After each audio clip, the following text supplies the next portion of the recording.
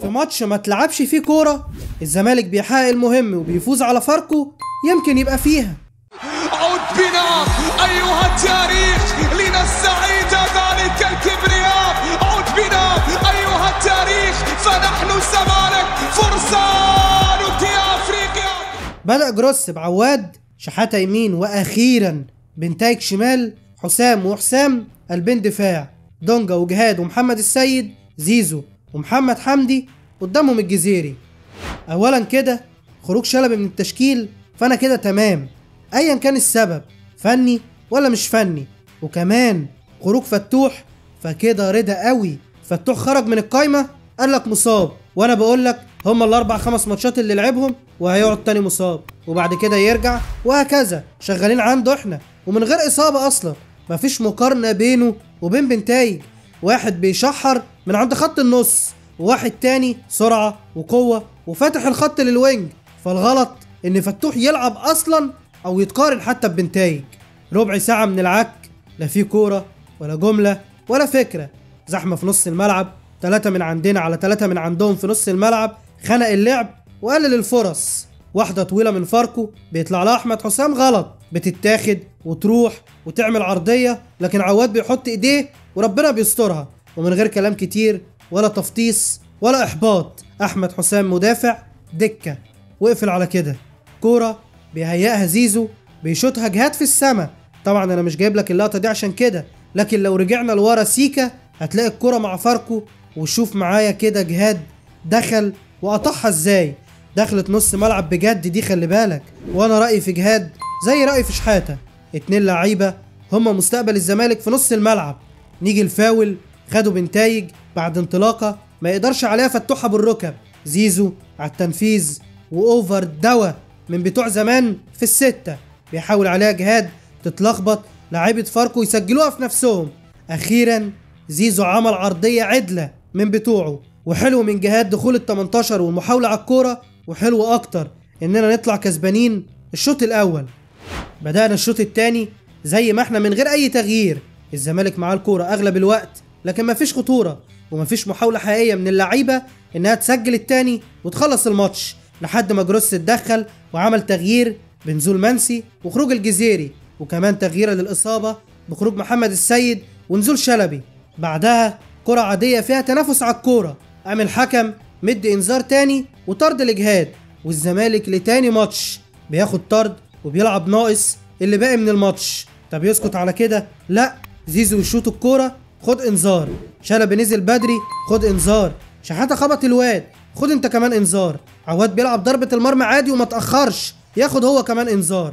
حفلة انذارات وكتير منهم ملوش مبرر غير انه حكم مهزوز تعبان فاكر الانذارات اللي في ايده دي لعبة.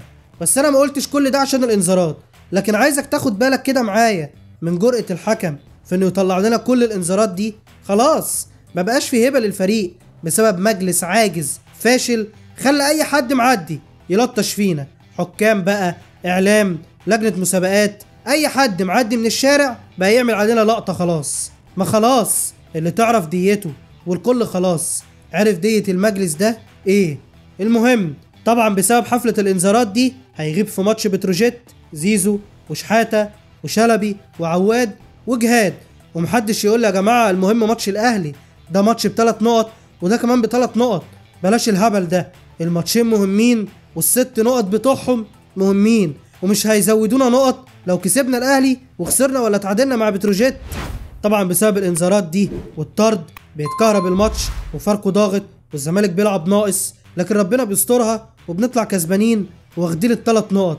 وبيني وبينكم ما كانتش ناقصه عكنانه خالص، كفايه علينا نكد وعكننه المجلس الفاشل اللي عندنا. نيجي بقى للعيبه واولهم عواد. بصراحه عواد بقاله فتره مستواه زي الزفت وقراراته كلها او اغلبها غلط، وحته عدم خروجه في العرضيات دي مش مطمناني، واحنا داخلين على ماتش الاهلي كده مش هينفع. النهارده في كوره الناس كلها بتزعق له وهو مش عايز يخرج من تحت الجول كتير كده عواد، ومش ناقصاك والله. تاني لعيب هو حسام عبد المجيد، لاعب كبير باختصار شايل هو خط الدفاع بتاع الزمالك لوحده، ومش سهل يا جماعه ان انت تغير قلب الدفاع التاني اللي بيلعب معاه. الموضوع ده يلخبط اي حد، لكن الولد سادد وشايل على قد ما يقدر بنتايج. طبعا ده ما يقعدش لحد، وده انا بعتبره هو المحترف الوحيد اللي موجود في الفرقه، وشفنا دوره في الفاول اللي خدناه واللي لعبه زيزو وجبناه جون. بنتايج ما يقعدش لحد، وبنتايج يتفعل الشراء بتاعه.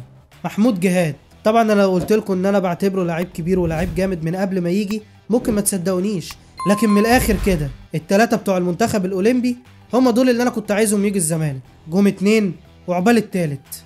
زيزو النهارده كان كويس وكان هو السبب في الجون، لكن المهم عندي انه رجع يجري تاني ويحاول ويلعب، وهنستفاد منه الشويه اللي فاضلله، لان انا بقول لك اهو خدها من اخوك، ده اخر موسم لزيزو معانا. زيزو مش هيجدد وزيزو مش هيقعد بعد ما الاداره سلمته وسربت ارقامه، سواء الارقام دي حقيقيه هياخدها او لا. خدها بقى من اخوك، وبحرق لك الاحداث اهو، ده اخر موسم لزيزو معانا. نيجي بسرعه كده بقى للاربع صفقات اللي جم، لان انا ما قلتش رايي فيهم، لان انا مش من الناس اللي بيعملوا فيديوهات عن الصفقات والكلام ده، لكن بمنتهى البساطه احمد حسام لعيب دكه، اخره في الزمالك دكه. محمود جهاد لعيب كويس، لعيب دولي، ان شاء الله باذن الله يقعد لنا دونجا، وخدها مني على ضمانتي دي. صلاح الدين مصدق ابقى كداب لو قلت لك شفته او ان انا اعرفه، لكن ارقامه وفريقه والدوري اللي جاي منه بيقول انه ممكن يكون لعيب جامد عندنا، او على الاقل احسن من اللي موجودين. اما الرابع وهو احمد الجفالي فده لعيب صغير، موهبه كبيره لكن برضه لعيب صغير، ومش ده اللعيب اللي احنا نستنى منه ان يجي يشيل. لعيب عنده 21 سنه هيجي يلعب اساسي على طول في الزمالك ويستحمل كل الضغوط دي ازاي؟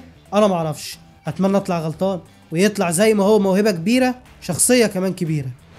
كلمتين بقى نختم بيهم، وهو ان احنا بنشجع الزمالك وهنفضل نشجع الزمالك حتى في حالته دي، حتى في حالته دي، وياما دقت على الراس طبول، مش هتيجي على ديت يعني.